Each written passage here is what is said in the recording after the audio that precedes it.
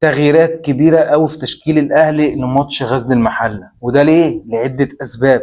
طبعا ياسين مرعي مصاب ربنا يرجعه بالسلام، وياسر إبراهيم مصاب ربنا يرجعه بالسلام، ومحمد هاني الباك اليمين الأساسي للنادي الأهلي اتطرد الماتش اللي فات. فهنا هنشوف بقى تغييرات في خط الدفاع بالكامل، وهل ده ممكن يعمل مشكلة؟ لأن لما ثلاثة يلعبوا مع بعض مرة واحدة، ما لعبوش مع بعض قبل كده أو ما لعبوش مع بعض كتير، فما فيش انسجام قوي، ممكن يعمل مشاكل.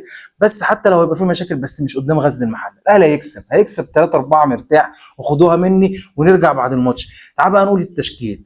في حراسه المرمى مصطفى شوبير، باك يمين عمر كمال عبد الواحد، وانا جمهور الاهلي فرحان وسعيد وهو بيقول عمر كمال عبد الواحد انه باك يمين فعلا هجومي، باك يمين حريف، باك يمين شويط، باك يمين بيعرف يعمل اوفر، الكلام ده كله.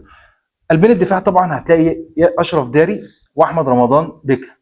باك شمال طبعا كريم فؤاد، وبقول لك طبعا رغم ان الاهلي طلع كريم الدبيس عشان يرجع محمد شكري عشان يبقى الباك الاساسي ومشي علي معلول، ما تفهمش التركيبه غريبه كده.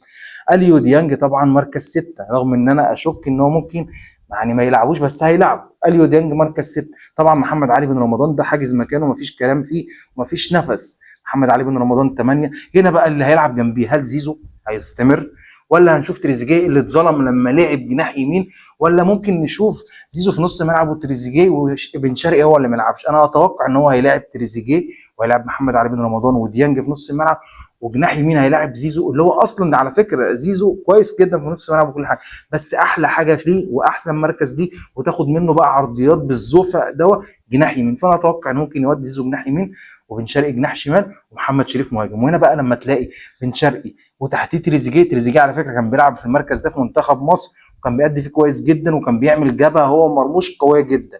فلما نشوف تريزيجيه وقدام بن شرقي الحريف اللي بينفع في المساحات الصغيره، وفي طبعا غزل المحله هيلعب زون ديفنس وهيقفل دفاعاته، فهنلاقي تكتلات دفاعيه عايزه بقى اللاعب الحريف.